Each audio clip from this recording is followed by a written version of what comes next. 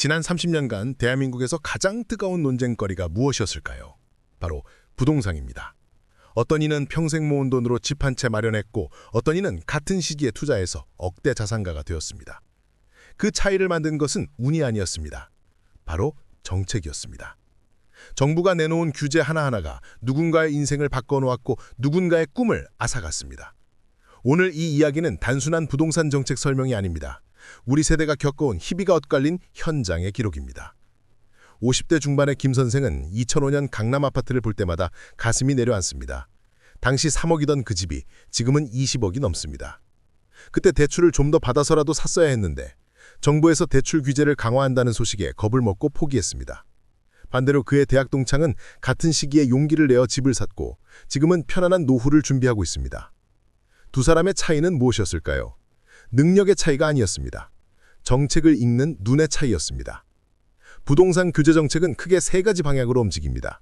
수요를 억제하는 정책, 공급을 늘리는 정책, 그리고 거래 자체를 제한하는 정책입니다. 이 세 가지 정책은 마치 시소처럼 움직입니다. 한쪽이 강해지면 다른 쪽이 약해지고 그 중심에서 흔들리는 것은 바로 우리 같은 평범한 국민들입니다. 그런데 여기서 놀라운 사실이 하나 있습니다. 정부가 의도한 방향과 실제 결과가 정반대로 나타난 경우가 수없이 많았다는 점입니다. 수요 억제 정책은 집을 사려는 사람들을 막는 정책입니다. 가장 대표적인 것이 대출 규제입니다.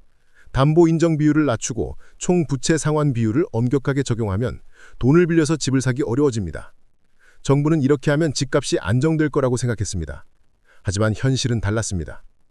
60대 초반의 박 사장은 2008년의 일을 생생히 기억합니다. 작은 사업체를 운영하던 그는 사업 확장을 위해 대출이 필요했습니다. 그런데 갑자기 은행에서 대출 한도가 대폭 줄었다는 통보를 받았습니다. 부동산 규제 때문에 모든 대출 심사가 까다로워진 것입니다. 결국 사업 확장은 물 건너갔고 경쟁사에 시장을 내줘야 했습니다. 정작 강남의 부자들은 현금으로 집을 사들이고 있었는데 말입니다. 대출 규제는 언제나 이런 역설을 만들어냅니다. 돈이 많은 사람은 현금으로 사고 돈이 부족한 사람은 대출도 못 받아서 영영 기회를 잃습니다. 규제가 강해질수록 부의 격차는 더 벌어집니다. 이것이 첫 번째 교훈입니다.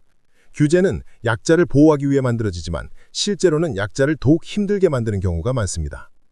종부세와 재산세 같은 보유세 강화도 마찬가지입니다. 정부는 집을 여러 채 가진 사람들에게 세금을 많이 물려서 집을 내놓게 만들려고 했습니다. 하지만 결과는 어땠을까요? 세금이 오르자 집주인들은 그 부담을 임차인에게 전가했습니다. 전세금이 올랐고 월세도 올랐습니다. 집을 사지 못한 서민들만 더 큰 고통을 받았습니다. 50대 후반의 이 씨는 평생 전세로 살았습니다. 그는 정부가 다주택자를 규제한다는 소식을 들었을 때 희망을 품었습니다. 드디어 집값이 내려가겠구나. 이제 내 집 마련의 기회가 오겠구나. 하지만 1년이 지나자 집주인이 전세금을 1억 올려달라고 했습니다. 종부세가 너무 많이 나와서 도저히 감당이 안 된다는 것입니다. 이 씨는 그 돈을 마련하지 못해 결국 좁은 집으로 이사를 가야 했습니다. 정부의 규제가 오히려 그의 삶을 더 어렵게 만든 것입니다. 이런 일이 비단 이 씨만의 이야기일까요? 전국의 수많은 세입자들이 같은 상황을 겪었습니다. 규제는 선의로 만들어졌지만 시장은 예상과 다르게 움직였습니다. 여기서 우리는 중요한 질문을 던져야 합니다. 도대체 누구를 위한 규제인가? 정부 입자들은 책상 위에서 숫자를 계산하지만 실제 삶을 사는 우리는 그 숫자 뒤에 숨겨진 고통을 온몸으로 느낍니다. 공급을 늘리는 정책은 표면적으로 가장 합리적으로 보입니다. 집이 부족하니까 많이 지으면 되지 않겠느냐? 하지만 현실은 그렇게 단순하지 않습니다. 어디에 짓느냐, 언제 짓느냐, 어떻게 분양하느냐에 따라 결과가 천차만별입니다. 65세 최 여사는 신도시 개발의 상징인입니다. 90년대 분당 신도시가 생길 때 그녀는 청약에 당첨되어 저렴한 가격의 아파트를 분양받았습니다. 그때는 서울에서 너무 멀다고 모두들 걱정했습니다. 하지만 지금 그 집은 10억이 넘습니다. 교통이 발달하고 학군이 좋아지면서 최고의 주거지가 된 것입니다. 최 여사는 정부의 공급 정책 덕분에 안정된 노후를 맞이했습니다. 반면 50대 중반의 정 씨는 정반대의 경험을 했습니다. 2010년대 초반 지방의 한 혁신도시에 공공기관이 이전한다는 소식을 듣고 아파트를 분양받았습니다. 정부는 인구가 몰려들 것이라고 장담했습니다. 하지만 10년이 지난 지금 그곳의 아파트는 분양가에도 못 미치는 가격에 거래됩니다. 공공기관 직원들은 대부분 전세로 살다가 다시 서울로 돌아갔고 지역 경제는 활성화되지 않았습니다. 정 씨는 매달 대출 이자를 갚느라 허리가 휩니다. 이 두 사례는 공급 정책의 핵심을 보여줍니다. 단순히 집을 많이 짓는 것이 중요한 게 아닙니다. 사람들이 진짜 살고 싶어하는 곳에 적절한 시기에 합리적인 가격으로 공급해야 합니다. 그렇지 않으면 공급은 넘쳐나는데 수요는 없는 기형적인 시장이 만들어집니다. 결국 피해는 순진하게 정부 말을 믿고 이투자한 서민들의 몫이 됩니다. 그렇다면 가장 강력한 규제는 무엇이었을까요? 바로 거래 자체를 막는 정책입니다. 분양권 전매 제한, 재건축 초과 이익 환수제, 그리고 가장 논란이 되었던 전매 제한 조치. 이 정책들은 마치 시장을 얼어붙게 만들었습니다. 그런데 놀라운 사실이 하나 있습니다. 시장이 얼어붙었을 때 가장 큰 피해를 본 사람들이 누구였는지 아십니까? 집을 팔아야 했던 사람들이었습니다. 급히 돈이 필요했던 사람들이었습니다. 반대로 현금을 쥐고 기다리던 사람들은 싼 값에 집을 살 수 있었습니다. 거래 제한 정책은 칼날처럼 날카롭습니다. 정부는 투기를 막겠다는 명분으로 분양권 전매를 금지하고 집을 산 후 일정 기만 팔지 못하게 만들었습니다. 언뜻 보면 합리적입니다. 단기 차익을 노리는 투기꾼들을 막겠다는 것이니까요. 하지만 현실에서는 전혀 다른 이야기가 펼쳐졌습니다. 55세의 한 씨는 2018년 서울 외곽의 아파트 분양권을 받았습니다. 그런데 1년 후 갑자기 사업이 어려워졌습니다. 자금이 급히 필요했습니다. 분양권을 팔려고 했지만 전매 제한 때문에 팔 수가 없었습니다. 결국 중도금 대출 이자만 계속 나가고 사업은 더욱 악화되었습니다. 만약 그때 분양권을 팔 수 있었다면 사업을 살릴 수 있었을 텐데 규제 때문에 모든 것을 잃고 말았습니다. 반대로 현금을 가진 투자자들은 이런 상황을 기회로 삼았습니다. 급매물을 싼 값에 사들였고 몇 년 후 규제가 풀리자 큰 이익을 남겼습니다. 전매 제한 정책은 투기를 막는 것이 아니라 투기의 방식을 바꿔놓았습니다. 돈 많은 사람들에게 더 큰 기회를 준 셈입니다. 재건축 초과 이익 환수제도 비슷한 논리입니다. 재건축으로 큰 이익을 보는 사람들에게 세금을 물리겠다는 것입니다. 하지만 이 제도가 시행되자 재건축 사업 자체가 멈춰버렸습니다. 오래된 아파트에 사는 사람들은 개선의 기회를 잃었고 건설 경기는 침체되었습니다. 누구도 이익을 보지 못했습니다.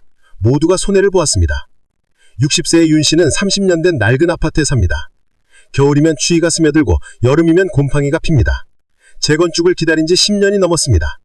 하지만 초과 이익 환수제 때문에 사업성이 나오지 않아 재건축은 계속 미뤄지고 있습니다. 윤 씨는 건강이 나빠져도 병원비 아끼려고 참습니다. 재건축만 되면 새 집에서 편하게 살 수 있을 텐데 그날은 오지 않습니다. 정부는 부자들의 이익을 환수한다고 했지만 정작 피해를 보는 것은 윤 씨 같은 서민들입니다.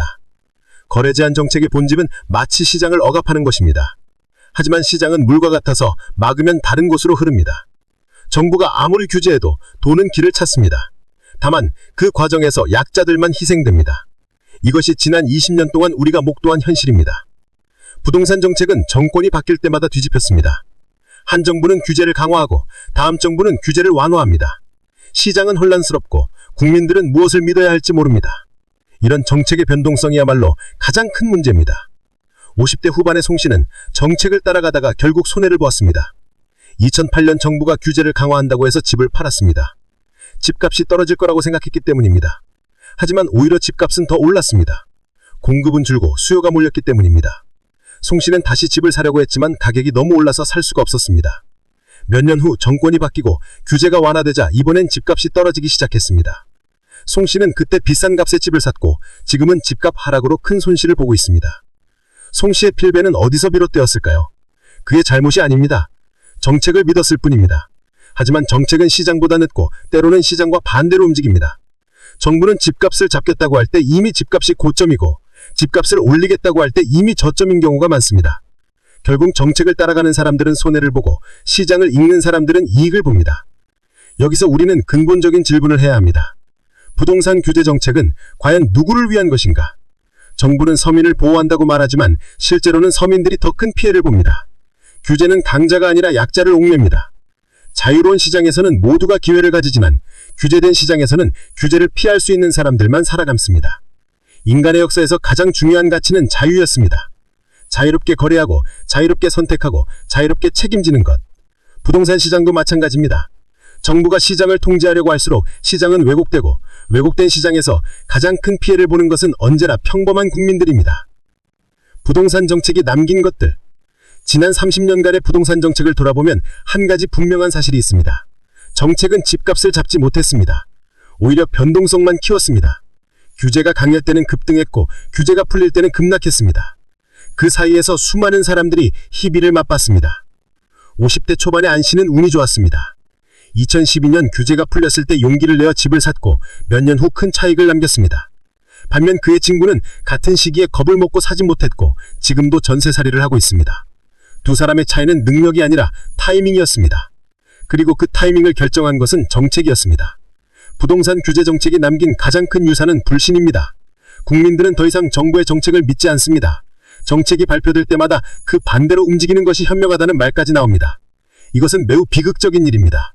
정부와 국민 사이의 신뢰가 무너지면 어떤 정책도 성공할 수 없습니다. 그렇다면 우리는 무엇을 배워야 할까요? 첫째, 정책을 맹신하지 말아야 합니다. 정책은 방향을 제시할 뿐 시장을 완전히 통제할 수 없습니다.